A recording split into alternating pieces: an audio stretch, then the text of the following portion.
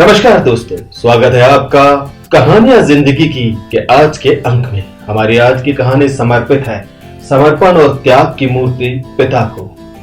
हमारी आज की कहानी का शीर्षक है पिताजी का गमछा। ऑफिस का गेट खुला और गौरव अंदर आया। आते ही मनोज ने बोला, हाँ भाई हीरो, आज ये मुंह क्यों लटका हुआ है? गौरव ने बोला, कुछ नहीं यार, ये पापा भी सुबह सुबह मूड खराब कर देते हैं। कहते हैं सुबह का नाश्ता साथ में कर लिया करो, कुछ वक्त तो तेरे साथ मिल जाए।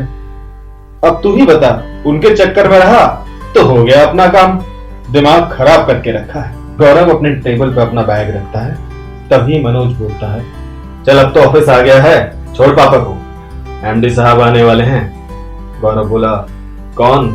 अपना खड़ूस कुमार। दोनों हंसने लगते हैं। तभी एमडी साहब यानी शिव की एंट्री होती है। गौरव और मनोज दोनों सीधे हो जाते हैं। Good morning sir, good morning sir. चारों तरफ से गुड मॉर्निंग सर की आवाजें आने लगी। शिव अपने कैबिन के पास पहुंचा ही था कि गौरव और मनोज फुसफुसाते हैं, खड़ूस कुमार तो आज पूरा झुमरू बनकर आया है, सूट बूट पर गमछा। दोनों हंसने लगते हैं। शिव सब सुन लेता है और मुस्कुराता हुआ अपने कैबिन में चला जाता है। शिव के अंदर जाते ही सारा ऑफिस एक साथ इकट्ठा हो गया और शुरू हो गई ऑफिस की गॉसिप। रश्मि बोली, ओहो, इसे क्या हो गया है? गंदा सा गमछा गले में डाल के क्यों आया है? मनोज बोला, तो सारे ऑफिस के झाड़ पोंछ करेगा। सारे लोग हंसने लगे। सब लोग कुछ न कुछ कहकर शिव का मजाक उड़ा रहे थे। तभी ऑफिस बॉय राजू वहां आया और बोला, आप सबको बड़े सर ने अपने कैबिन में बुलाया है। हंसी के माहौल में अचानक सन्नाटा छा गया। सब एक दूसरे की तरफ देखने लगे। सबकी सिट्टी पिट्टी गुम हो गई। गौरव बोला, सब सुन लिया है एमडी सर ने, आज तो गए काम से। सबने कैबिन के दरवाजे पर पहुंचकर डोर को नॉक किया। शिव ने अंदर से बोला, आ जाओ आप लोग। सबकी हवा खराब थी, सब एक दूसरे का मुंह ताक रहे थे। तभी शिव बोला, आज आप सब हैरान होंगे कि मैं ये गमछा अपने गले में डालकर क्यों आया। इसी बात पर डिस्कशन चल रहा था ना बाहर। मनोज बोला, अरे नहीं सर, वो तो। शिव ने मनोज की बात काट कर कहा, मनोज तुम सही कह रहे थे, इस गमछे से झाड़ पोंछ ही होती थी और इसी ऑफिस में होती थी।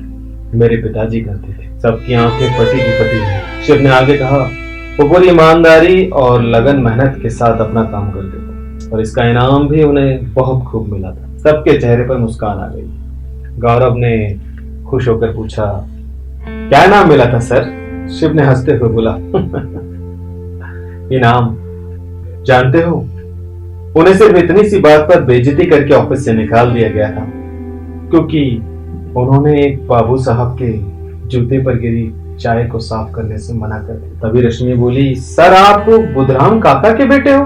शिव बोला, सही पहचाना, मैं वही बुधराम काका का बेटा हूँ जो रोज शाम को आपके पापा की सब्जियों का थैला पकड़कर आपके घर आती और आपकी मम्मी उन्हें घर के अंदर भी नहीं आने देती। रश्मि का सर शर्म से झुक गया। यही नहीं, उनको जिस कांच के गिलास में चाय देती थी उसको भी पूरे सम्मान के साथ घर के बाहर ही रखा जाता। रश्मि, वो तो आपको भी कभी कभी स्कूल छोड़ने जाया करते थे ना?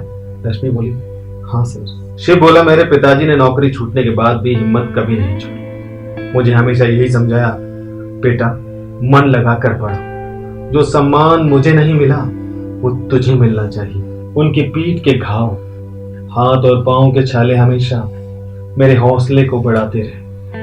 मैंने सोचा था एक दिन उन्हें पूरे सम्मान के साथ इस ऑफिस में लाऊंगा, पर उससे पहले ही वो हमें छोड़कर चले गए। ये गमछा अपने गले में डालकर जब मैं इस ऑफिस में आया तो मुझे लगा कि आज पिताजी ने मेरे गले में हाथ डाला है और मेरे साथ ऑफिस आए। तभी उसने अपने पिताजी की तस्वीर को अपने बैग से निकाला और अपनी टेबल पर रख दिया। अपना गमछा भी गले से निकालकर उनकी तस्वीर पर रख दिया और बोला, आज से मेरे पिताजी इसी ऑफिस में रहेंगे और वो भी पूरे सम्मान के साथ एमडी के कैबिन। गौरव ने आगे बढ़कर रोंदे हुए मन से कहा, सर आप एक ग्रेट पिता के प्राउड बेटे हो। हम लोग रोज आपके बारे में ऑफिस में गॉसिप करते, आपका मजाक उड़ाते, पर आज आपको सैल्यूट करने का दिल कर रहा है सर। सबने एक साथ एक स्वर में कहा, गौरव सही कह रहा है सर। गौरव थोड़ा आगे आया और बोला, सर मुझे अभी अपने घर जाना है। मैं आज फिर अपने पिता को दुखी करके आया हूँ। घर जाकर उन्हें गले लगाने का मन कर रहा है। ऑफिस में सबकी आंखों में नमी और चेहरे पर मुस्कान थी। दोस्तों, पिता आंगन में खड़े एक दरख्त के जैसा होता है। जब तक वो दरख्त आपके आंगन में खड़ा होता है, आपको भूख, प्यास, धूप, आंधी, तूफान किसी चीज का पता नहीं चलने दे।